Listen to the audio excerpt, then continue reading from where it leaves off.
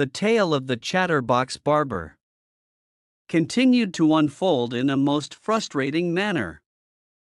As I implored him to step away from me for the sake of God, declaring that I no longer needed a haircut, he remained unfazed. With a disconcerting calmness, he countered, "My dear sir, you do not know my status. My hands bring healing to the heads of kings, princes, and ministers, akin to a soothing balm." I could no longer tolerate his arrogance and sharply replied, "I have no need for your soothing balm, you are suffocating me with your incessant chatter." He retorted coolly, "Are you in such a hurry, my lord?" "Yes. And you are wasting my time with your empty talk," I snapped. He responded with his typical nonchalance, "Patience, my lord. Haste is of the devil, and in haste lies regret. I only wish to know the reason behind your urgency so that I may guide you accordingly.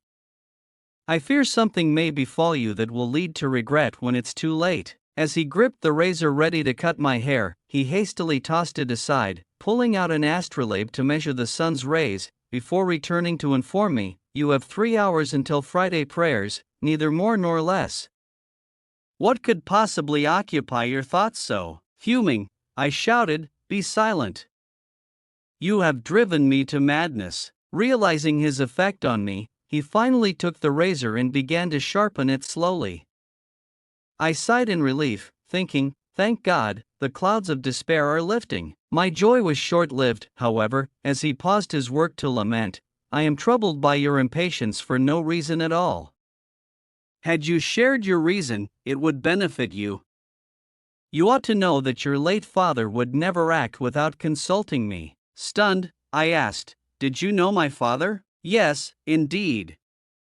I was his personal barber," he replied with feigned formality. This only stoked my irritation, "So that explains his early demise.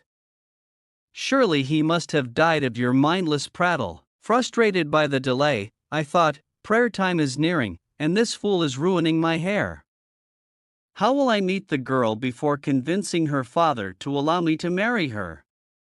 This nincompoop is bound to ruin everything with his incessant chatter. It appeared he could read my thoughts, as he urged, "Forget about the distractions, my lord, and tell me everything." Feigning nonchalance, I responded, honestly, "I am invited to a feast with some friends, and I want to hurry over." Upon hearing feast, his curiosity piqued. "Bless you for reminding me of something important. I almost forgot." I groaned internally, thinking, another misfortune has befallen me. With a nervous tone, he continued, "I've gathered some friends for lunch today, but I neglected to prepare anything for them to eat. What would I tell them when they arrive, only to find nothing to serve?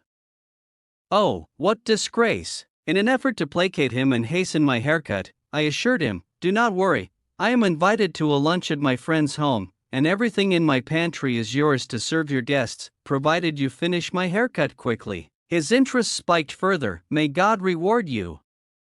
Please specify what you have so I can determine if it will suffice for my guests." To appease him, I detailed, "I have 5 large dishes, each with a different delicacy, a roast lamb, 10 roasted chickens, plus 3 types of sweets and 2 kinds of fruits." His eyes lit up at the prospect.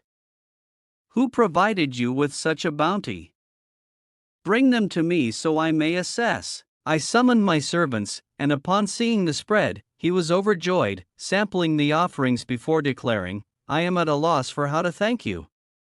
My banquet for friends today owes everything to your generosity, and not one of them deserves such lavishness." I couldn't help but jest, "And who might these friends of yours be?" The chatterbox scratched his head in thought, replying, "They are a curious mix indeed.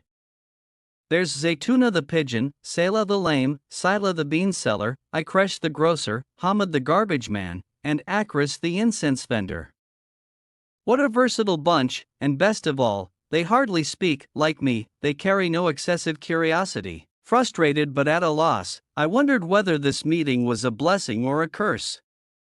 In these moments of unexpected camaraderie and wretched fate, I realized that life never ceased to surprise even if the surprises came from the most unlikely of people. As I reflected on this bizarre predicament, I suddenly felt trapped in a whirlwind of emotions. The barber, with his incessant prattle and absurdity, seemed to embody both the joys and frustrations of life altogether, his presence transforming an ordinary moment into a chaotic spectacle. "Do tell me more about your friends," I exclaimed, half amused, half exasperated. With a gleeful grin, he began to enumerate his peculiar companions. "Well, Zaytuna the pigeon enjoys urban tales, often recounting the oddities of city life. Then there's Selah the lame, who has a knack for finding mishaps in the unlikeliest situations. And how could I forget good old Sila the bean seller? His beans are famed throughout the streets, truth be told, they saved many a banquet." Every name seemed stranger than the last, yet I found myself more intrigued by this ragtag group than I cared to admit. Perhaps, within his gab, a thread of camaraderie was emerging, bonding me, even if reluctantly, to this chatterbox. "Do they often join you for feasts?" I asked, trying to ease my growing irritation, secretly compelled to hear more about this strange fellowship. "Yes, indeed," he exclaimed. "Never a dull moment when they gather. Ikresh the grocer brings fresh produce, while Hamid the garbage man offers insights into the treasures found in refuse, things one would never think to reclaim. And Akris the incense vendor adds a delightful aroma, crafting fragrant whims that spice our conversations." Despite my annoyance, I couldn't help but chuckle at the absurdity of it all. Perhaps their company is the remedy for every dull banquet after all, I mused quietly. But then, reality hit me like a storm. The clock was ticking, the time for prayers drew nearer, and with each moment that passed, the likelihood of meeting the girl of my dreams diminished. Desperation clawed at my insides. The barber, still blissfully unaware of my inner turmoil, continued with his incessant cheer, oblivious to the clock's ticking hand. "Just imagine, my lord," he exclaimed with enthusiasm, "all the merriment, laughter, and stories we'll share. It will be a feast for the ages. With the bounty from your generous pantry, we'll become legends in our own right." "Legends," I echoed bemusedly, "or jesters, perhaps?" He merely chuckled, not grasping the gravity of my situation. Finally, I snapped, "Will you hurry and finish? I cannot remain as the fool, nor can I afford to miss the chance to speak to that girl." The sudden urgency in my voice broke through his chatter. He finally took the razor and began deftly trimming my hair with purpose. "Ah, the air of urgency.